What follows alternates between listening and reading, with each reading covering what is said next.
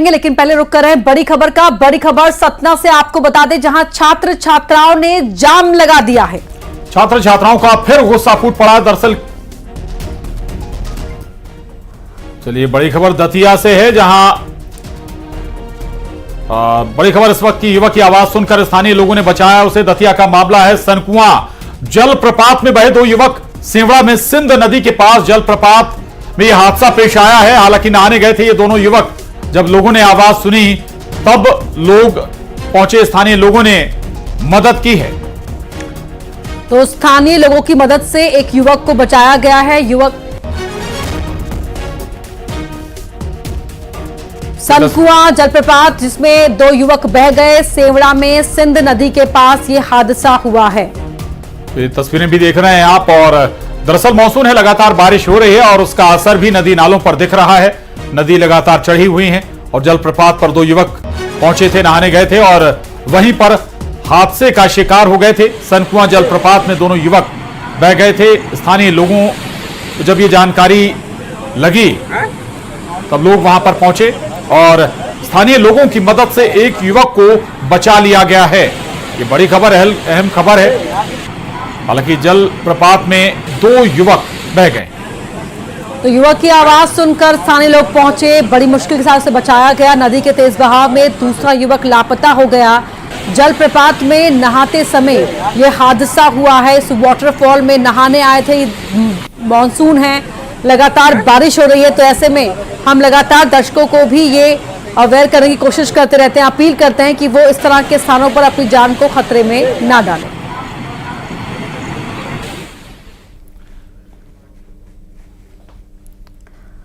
नमस्कार, स्वागत है आप सभी का। वक्त हो गया है हमारे खास शो 5 की आंच का। मैं हूं अपर्णा मौजूद और मैं हूं आपके साथ प्रशांत कटारे। और आज सबसे पहले बात बैतूल की करेंगे, जहां आदिवासी परिवारों के घरों को बुलडोजर की कार्रवाई कर हटा दिया गया है, जिसके बाद सियासत भी गर्मा गई। उधर टीकमगढ़ में ईडी ने कार्रवाई की है। कांग्रेस विधायक के निवास पर ईडी ने छापा मारा है।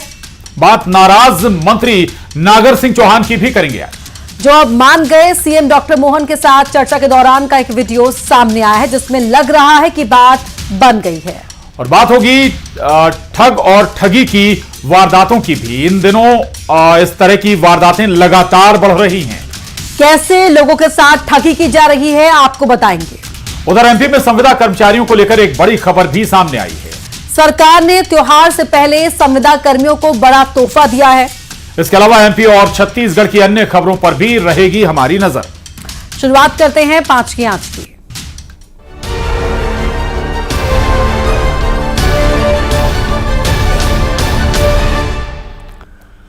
और सबसे पहले बात करते हैं विस्तार से बैतूल की, जहां पर वन विकास निगम का एक्शन देखने को मिला है। वन विकास निगम ने आदिवासियों के घरों को तोड़ दिया है। विकास विभाग का कहना है कि सरकारी जमीन पर अतिक्रमण कर रखा गया था। पहले भी यहां पर कार्रवाई की गई थी, आदिवासियों को हटाया गया था। सबसे बड़ी बात, प्रशासन की कार्रवाई में बांग्लादेश से विस्थापित होकर आए बंगाली समुदाय के लोगों का साथ लिया गया। वन विकास निगम का दावा है कि ये लोग जंगलों की रक्षा कर रहे हैं। उधर आदिवासी लोगों का कहना है कि बंगाली समुदाय के साथ मिलकर वन विकास निगम उन पर अत्याचार कर रहा है और इस जमीन पर सालों से ये रह रहे हैं। आदिवासियों के अपने दावे हैं, तो प्रशासन के अपने दावे हैं। आशियानों पर चला बुलडोजर,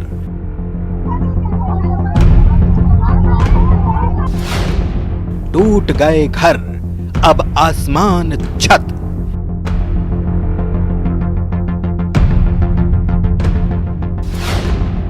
आदिवासी वर्सेस बंगाली समुदाय। सर, हमारे को हटाने के लिए तो कई बार परेशान कर चुके हैं हमारे यहाँ डगडगा में। दो समुदाय अब वर्चस्व की लड़ाई। ये बंगालियों का सपोर्ट ले रहे हैं या बंगाली इनका सपोर्ट ले रहे हैं। हम लोग को ये परेशान ज्यादा कर रहे हैं बंगाली। बैतूल में वन विकास निगम के अधीन रिजर्व जंगल में रह रहे आदिवासियों के घरों को तोड़ दिया गया। निगम की कार्रवाई ने आदिवासियों को बारिश के मौसम में बेघर कर दिया। घर में रखा सामान, अनाज सब खराब हो गया। न्याय की मांग को लेकर आदिवासी परिवार जिला मुख्यालय पहुंचे। हमारे को हटाने के लिए तो कई बार परेशान कर चुके हैं। हमारे यहाँ डगडगा में, मैं डगडगा ग्राम में रहता हूँ। हमारे दादा पूर्वजों से ये जमीन हम करते आ रहे हैं। हटने के लिए सबसे मेन समस्या सर हमारे यहाँ ये बंगालियों का सपोर्ट ले रहा है या बंगाली इनका सपोर्ट ले रहा है। हम लोग को ये परेशान ज़्यादा कर रहे हैं बंगाली। वन विकास निगम के अधिकारियों का कहना है कि डगडगा गांव में आदिवासियों ने जमीन पर अतिक्रमण कर रखा था। पहले भी जमीन खाली करा ली गई थी। अधिकारी कहते हैं कि बंगाली समुदाय जंगल को बचा रहा है। तो वहाँ पे इन लोगों के द्वारा पहले 7-8 वर्ष पूर्व भी अतिक्रमण किया गया था।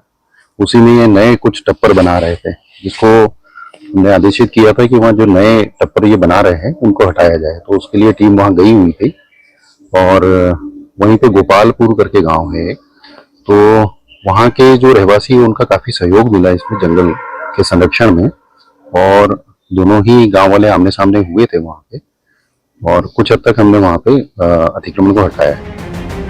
वन विकास निगम की कार्रवाई में बांग्लादेश से विस्थापित बंगाली समुदाय के लोग भी साथ थे, जिसके बाद आदिवासियों और बंगाली समुदाय के बीच संघर्ष की स्थिति बन चुकी है। वन विकास निगम जो है वो बंगाली जो समुदाय है उनको जंगलों पर अधिकार देने की कोशिश कर रहा है।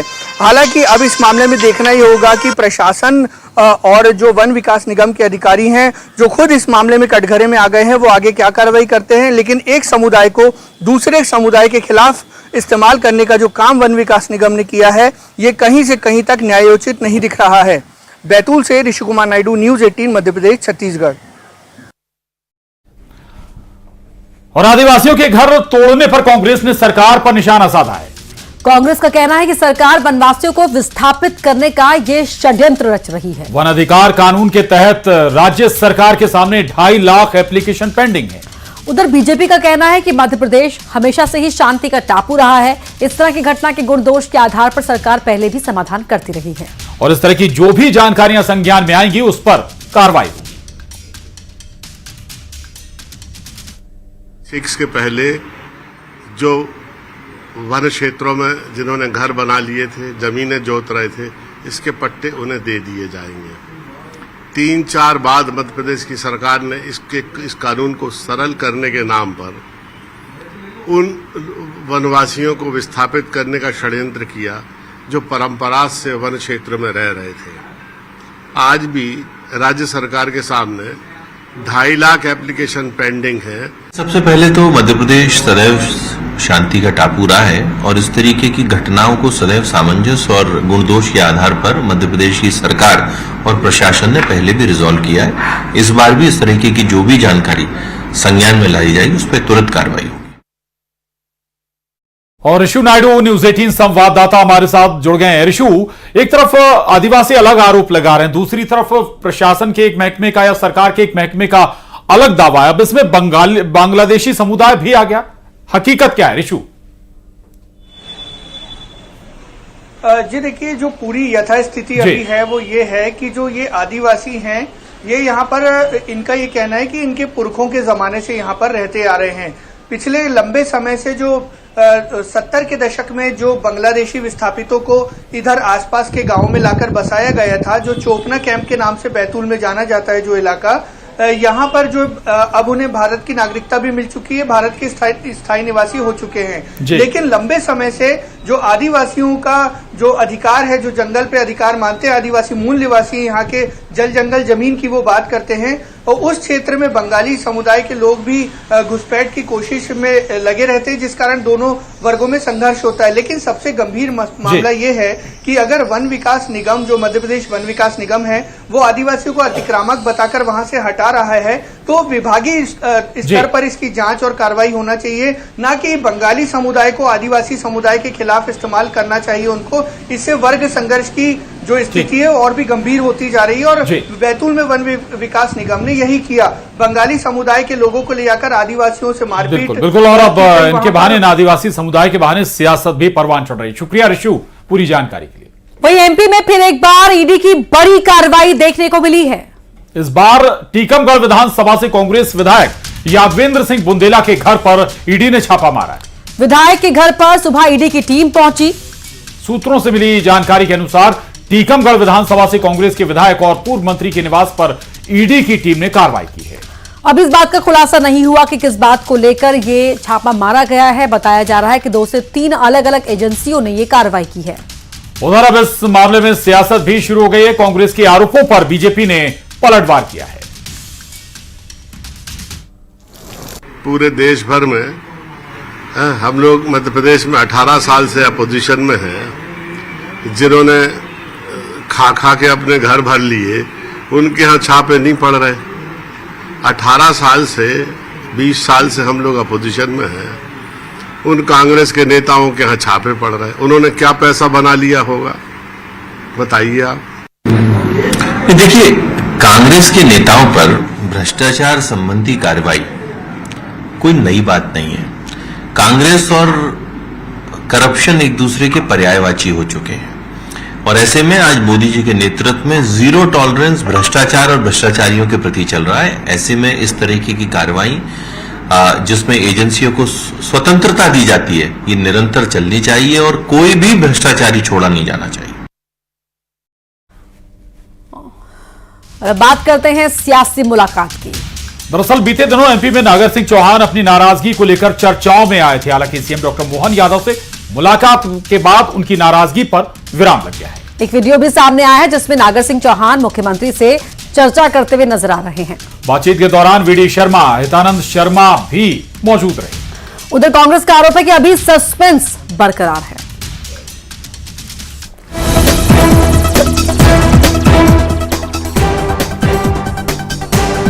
मान गए नाराज मंत्री नागर सिंह। सीएम से मुलाकात बन गई बात। कांग्रेस बोले अभी सस्पेंस बरकरार। अभी ये जो लड़ाई चल रही है, ये लड़ाई चल रही है मुख्यमंत्री जी और मंत्री जी के बीच में। सियासी चाल क्या बाकी है खेल? मध्य प्रदेश में नाराज चल रहे मंत्री नागर सिंह चौहान आखिर मान गए हैं। सीएम डॉक्टर मोहन यादव से मुलाकात के बाद नागर सिंह चौहान की नाराजगी दूर हो गई। सीएम से नागर सिंह चौहान की मुलाकात का एक वीडियो भी सामने आया जिसमें सीएम के साथ वीडी शर्मा और हितानंद शर्मा नजर आ रहे हैं। साथ ही मुलाकात के दौरान वीडियो में हंसी मजाक करते हुए दिख रहे हैं। मंत्री नागर सिंह चौहान को लेकर डिप्टी सीएम राजेंद्र शुक्ल ने कहा कि परिवार के वे सदस्य हैं, उनको तो मानना ही था। उधर कांग्रेस ने नागर सिंह चौहान को लेकर बीजेपी पर निशाना साधा। कांग्रेस का आरोप है कि ये लड़ाई सीएम और मंत्री के बीच की है। अभी ये जो लड़ाई चल रही है, ये लड़ाई चल रही है मुख्यमंत्री जी और मंत्री जी के बीच में, और मुख्यमंत्री पद की लड़ाई है, ये असली हकीकत ये है। और सबसे बड़ी बात है कि जिस तरह से अगर वनों में कटाई जबरदस्त हो रही थी, वनों में भ्रष्टाचार जबरदस्त हो रहा था, तो उसमें आदिवासियों का भला कहाँ हो रहा है? और आज अगर कोई कार्रवाई हुई है तो संगठन का उनके आपस का मामला है और संगठन उनका आपस के मामले को देखे, क्योंकि अगर कोई गलत करता है तो उस पर कार्रवाई होती है और अगर किसी पर कार्रवाई हो तो लोगों को आपत्ति हो रही है तो वो उनका संगठन निर्णय लेगा, मुख्यमंत्री जी निर्णय लेंगे। मंत्री नागर सिंह चौहान के 2 विभाग रामनिवास रावत को दे दिए गए थे, जिसके बाद नागर सिंह चौहान नाराज हो गए थे। हालांकि अब ऐसा लग रहा है कि सियासी नाराजगी दूर हो चुकी है। अब किस बात पर सहमति बनी, ये फिलहाल किसी को नहीं पता। Bureau report, news 18।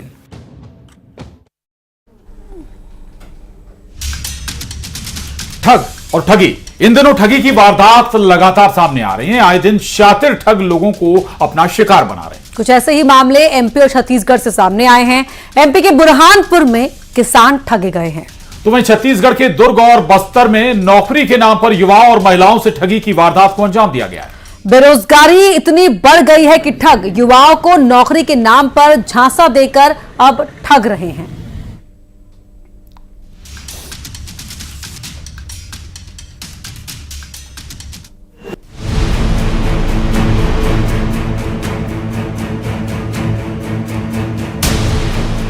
इन दिनों ठगी की वारदातें लगातार सामने आ रही हैं। एमपी और छत्तीसगढ़ के 3 शहरों से ठगी की वारदातें सामने आई हैं। सबसे पहले बात बुरहानपुर की। यह किसानों के साथ आरोपी ने ठगी की वारदात को अंजाम दिया। किसानों का कहना है कि एक शख्स ने मक्का की फसल खरीदी, करीब 3 करोड़ रुपए की हेराफेरी करके आरोपी फरार हो गया। हमने शिकायत है कि जितेंद्र वल्लभ महाजन करके करकी का जो है एक व्यापारी है जो हमारे फोपनार में है और हमसे मक्का खरीदी करके गए। कहा जा रहा है कि जिस शख्स ने फसल की खरीद की वो जान पहचान का था। आरोप है कि फसल खरीदने के बाद मिलने वाली राशि किसानों को नहीं दी। आरोपी रुपए लेकर फरार हो गया। किसान लोग थे और उनका ये था कि उन्हीं के गांव का एक भांजा है जो महाराष्ट्र रहते थे और वहीं पे एक और ट्रेडिंग करने वाली कंपनी के साथ में आया था और गांव का चूंकि सभी से वो परिचित था, उसके विश्वास के चलते उन्होंने उसके मक्के की खरीदारी की थी और मक्के की खरीदारी का कुछ जो पेमेंट आना है वो पेमेंट उसने नहीं किया। उसको लेके शिकायत थी। अभी उनकी शिकायत को सुना थाना और शाहपुर को भी निर्देशित किया और आवेदन पत्र जो उनका प्राप्त हुआ है उसमें आवश्यक जांच करके और तथ्यों को देख के अनावश्यक कोई बुलवाते हैं और बाकी जांच करके जो भी वैधानिक कार्रवाई करें। उधर बस्तर में युवाओं के साथ ठगी की वारदात हो गई। बताया जा रहा है कि 30 से ज्यादा युवाओं को नौकरी का झांसा देकर लाखों रुपए की ठगी की गई। सिक्योरिटी गार्ड में लगाने के नाम से मेरे 40 साथियों से 4,500 रुपये पैसा लिया गया एक व्यक्ति से और रायपुर में बुलाया गया। ट्रेनिंग के नाम से काम कराया गया 15 दिन। उस 15 दिन का सैलरी भी नहीं मिला है और आज 2.5 महीना हो रहा है किसी को सिक्योरिटी गार्ड नहीं लगा। युवाओं को एनएमडीसी प्लांट में सिक्योरिटी गार्ड की नौकरी दिलाने का झांसा दिया गया। पीड़ितों ने मामले की शिकायत पुलिस से की है। शिकायत दी है कि नगरनार स्टील प्लांट में और आसपास में नौकरी लगाने के नाम पे किसी व्यक्ति ने उनसे सबसे पैसे लिए हैं और पैसे लेने के बाद में नौकरी भी नहीं दिया है और पैसे भी वापस नहीं लौटा रहा है।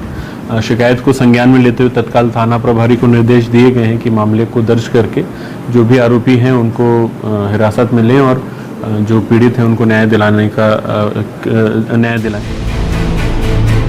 उधर दुर्ग में नौकरी लगाने के नाम पर लाखों की ठगी की गई। महिला प्रिंसिपल पर ठगी का आरोप लगाया गया है। बताया जा रहा है कि 3 महिलाओं से 6 लाख रुपए से ज्यादा की ठगी की गई। Bureau report, news 18।